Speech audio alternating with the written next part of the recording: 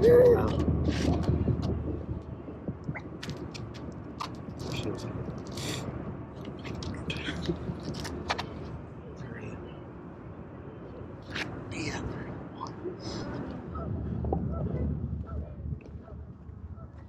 Okay.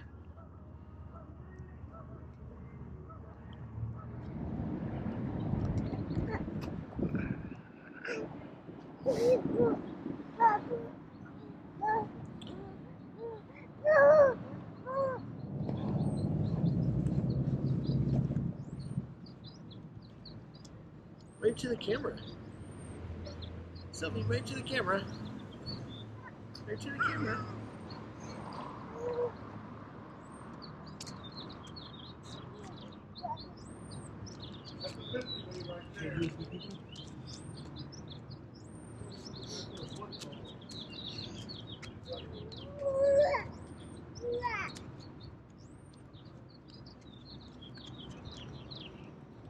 We're on camera. You see your face? Yeah. Hey everyone, we are in Point Pleasant, West Virginia, here at the Mothman Museum. And here's the Mothman himself in all of his big shiny glory.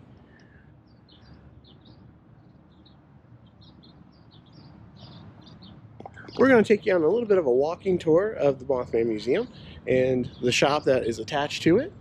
And maybe just show you a few other things around the area. It's really bright out today. So, hey, say hi to the camera. Hi. Hi, thank you.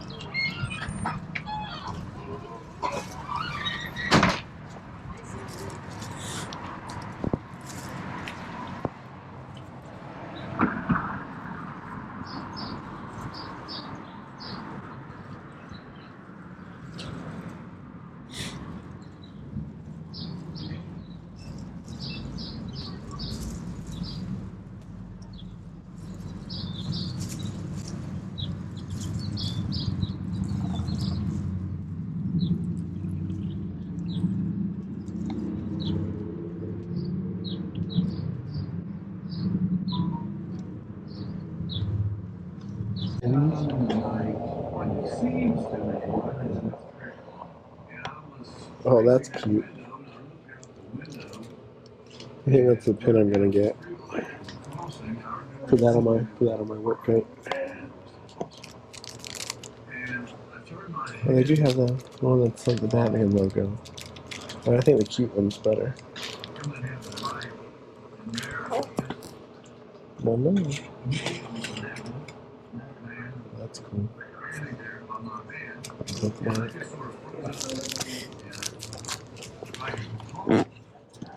Let's get her one. I like that.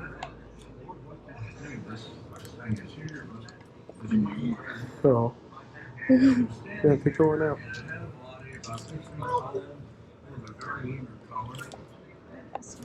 Okay.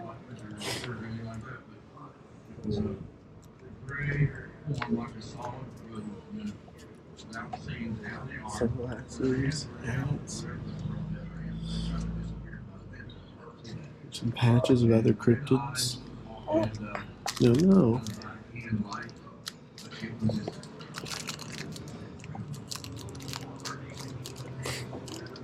Bumper stickers. Alright, what sticker do you want on the car? Oh, there you go. Pick out one to go on the car.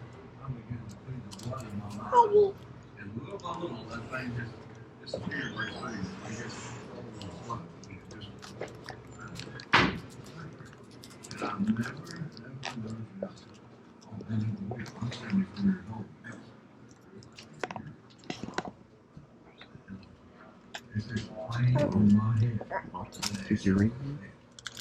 You had the professor from your West Virginia University came to town and tried to calm the masses. He said, what people were actually saying was nothing more than just people were saying how crazy. I mean, if you do, that's what matters, though.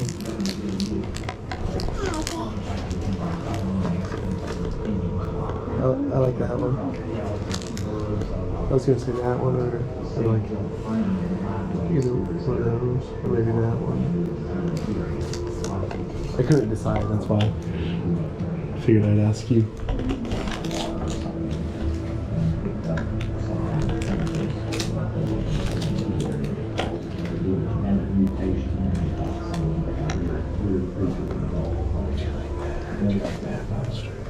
This was not an equivocation. This was something that was perfectly formed the way it was supposed to be, just like any other thing is. On November 26th, sightings of the creature continued to come in as several people in Hawking, Ohio, 50 miles north of Point Pleasant, were seen 4 large birds sitting in bare trees for 2 hours. The birds are described as 25 feet tall and a 10-foot wingspan. Yeah. In St. Albans, West Virginia, this one story was found by fans standing in the front lawn that evening. Right. Right. Details report that the creature is over 6 feet tall.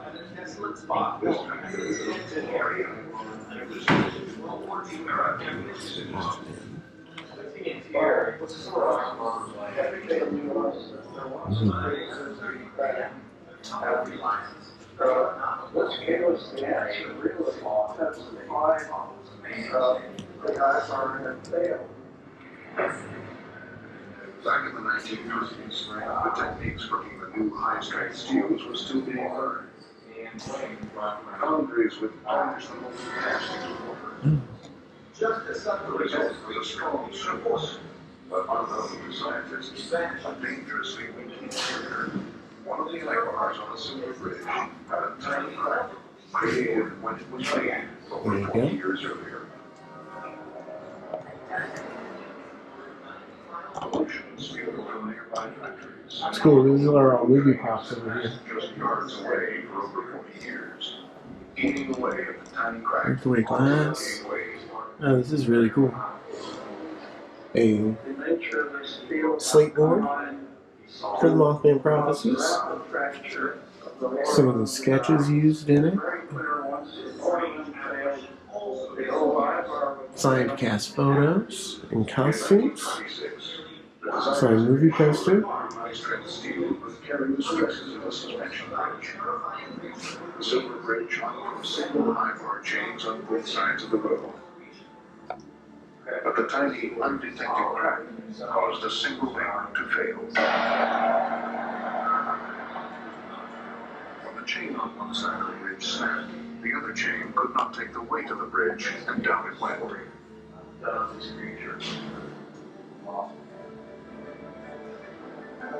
In the aftermath of the Silver Bridge disaster, the United States government instituted a national inspection program, taking particular care to look at bridges built of high-strength steel in the 1920s. The daring Silver Bridge had lasted for 41 years before its weakness was revealed. By the 1960s, engineers developed a revolutionary light steel bridge.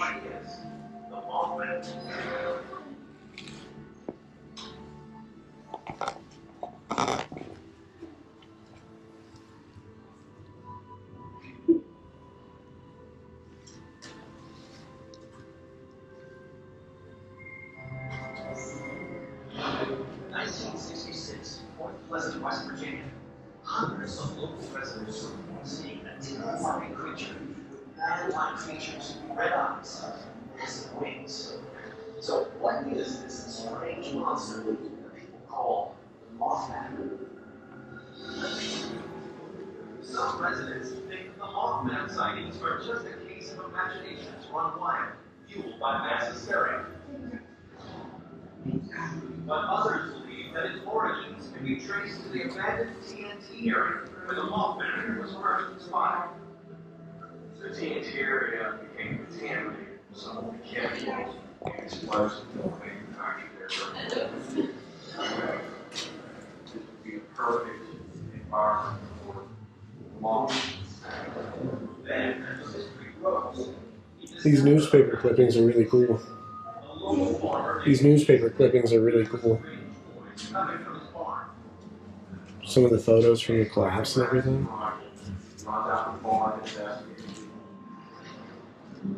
There, he discovers a pair of large glowing eyes.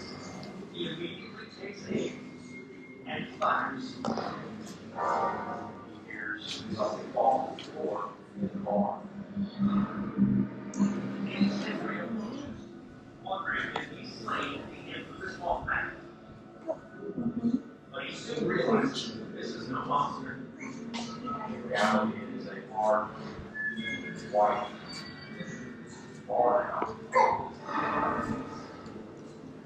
This owl, now on display at the Mothman Museum, leads some to believe that the glowing red circles they saw were just the light reflecting off the owl's large eyes. And many believe the case is finally closed. But other residents are not convinced. The Mothman sightings went on for almost a year and a half at a very steady pace. Even in the 70s and 80s, and there's some very reliable sources that report some strange things. Eventually, Point Pleasant embraces the mysterious creature that put it on the map, and in 2003 erects this 12-foot-tall stainless steel statue.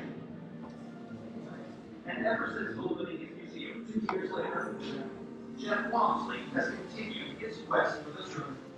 I'll keep researching, trying to find the puzzle and the Mothman mystery, and maybe one day I'll come up with the answer. In the meantime, this giant Mothman statue will south over downtown Point Pleasant, where it reminds visitors and residents alike that a strange and terrifying creature may still be out there. Point Pleasant, West Virginia. This riverside hamlet is considered by some to be the site of the first battlefield of the Revolutionary War.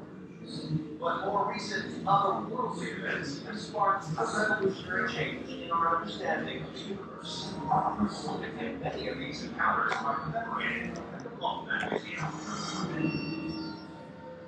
Artifacts from West Virginia's bizarre paranormal history fill the space. But there is one item here that stands galaxies apart. They are plastic, 7 inches across. They're very rare. They're almost destroyed. According to a cult author and expert, Susan Shepard, these artifacts tell a terrifying tale of a visitor from abroad. They are one of the most important artifacts herbs of the paranormal. So what exactly do these reel-to-reel recordings reveal about an extraordinary incident that to this day remains a mystery? November 2nd, 1966. Spindle Wells, West Virginia. After a long day on the job, 50-year-old sewing machine salesman Woodrow Derrenberger returns home. When his wife greets him, she is shocked by his appearance. His wife said that he could have not been any whiter if he had been lying in the home. Peter Rose's Derrenberger pulls himself together and shares the story of his confounding commute. At his wife's urging, Derrenberger relates his experience to police and whispers of the story getting spread. A local news station arranges for an interview and details of a chilling encounter with Ghostbusters. Although the footage has vanished, the original audio recordings of that interview are preserved at the Mothman Museum.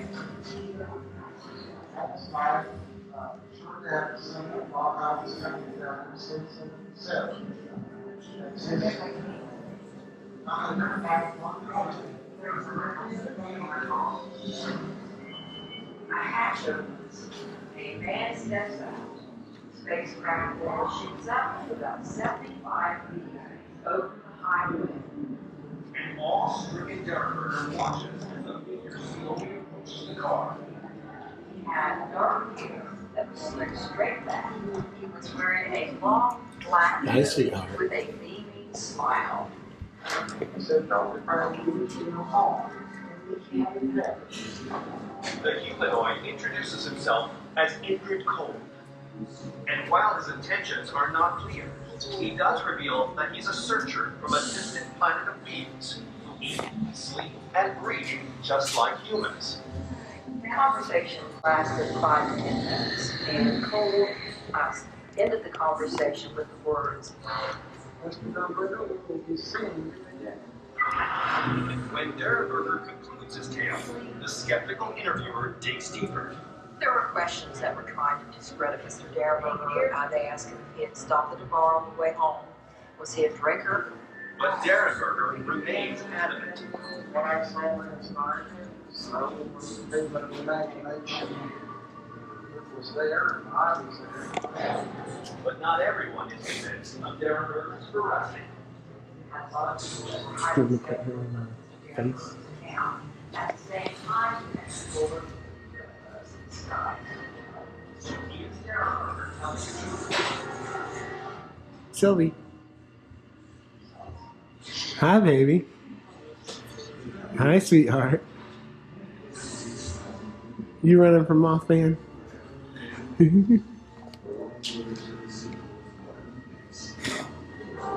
Which way are we supposed to go?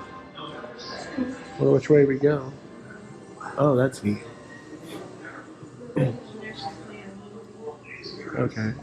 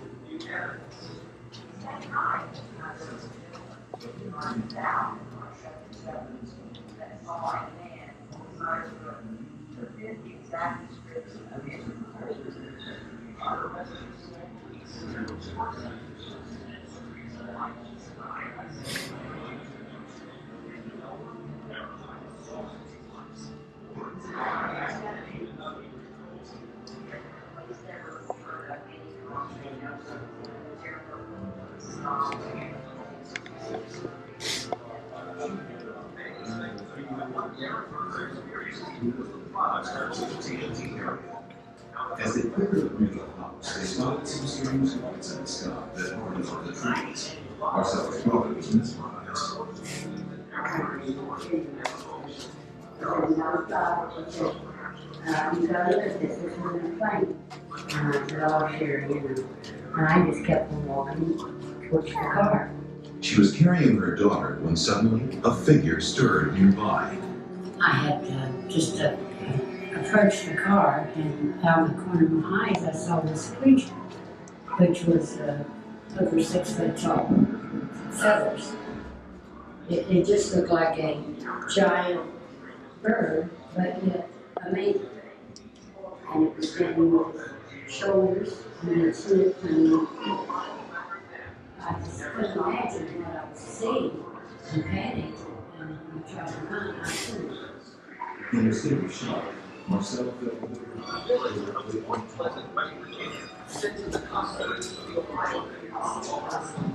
And after the bridge fell in the 60s, that kind of broke off that connection.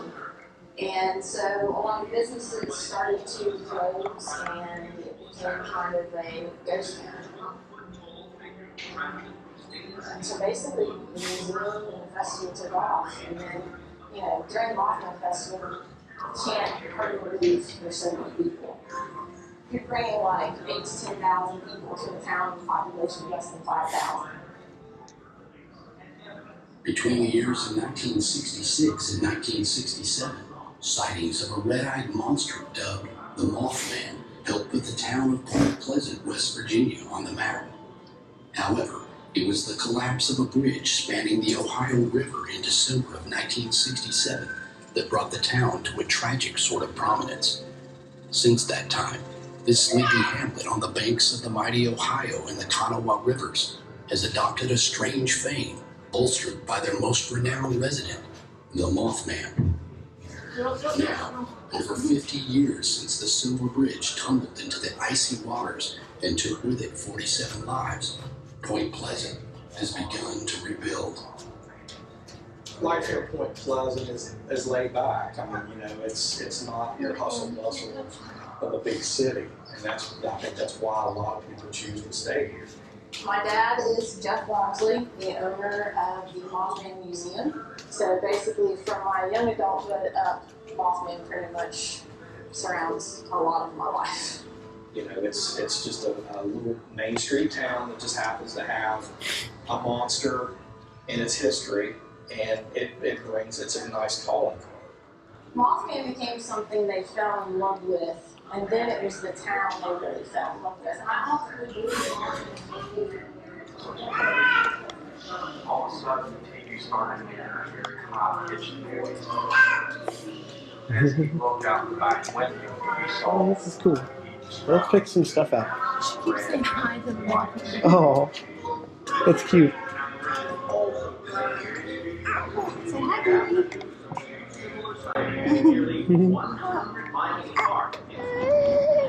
Baby girl. All right. She wants mama bad.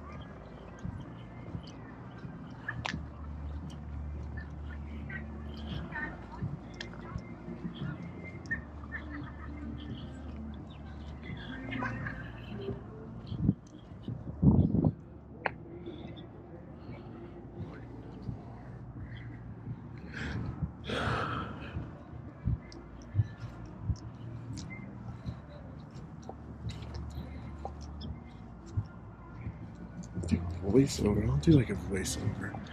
I'll do a voiceover. I'll do a voiceover. I'll do a voiceover.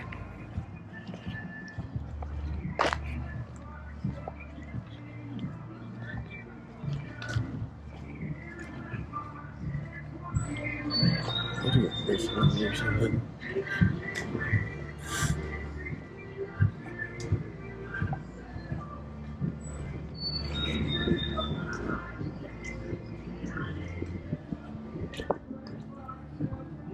Was it West Virginia?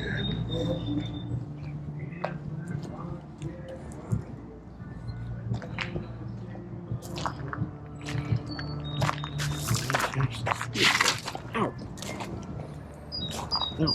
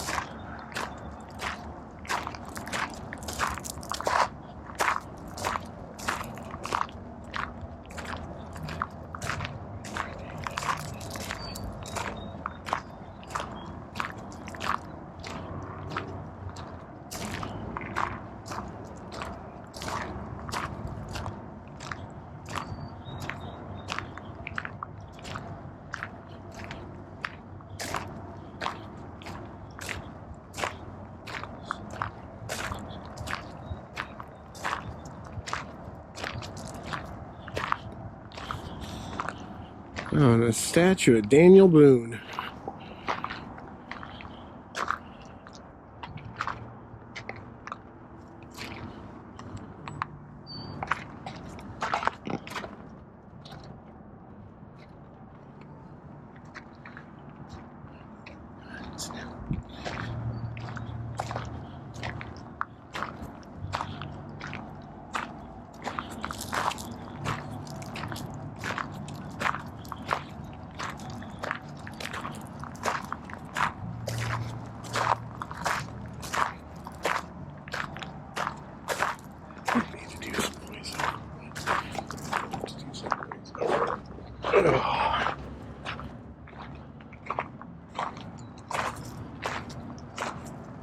People's names.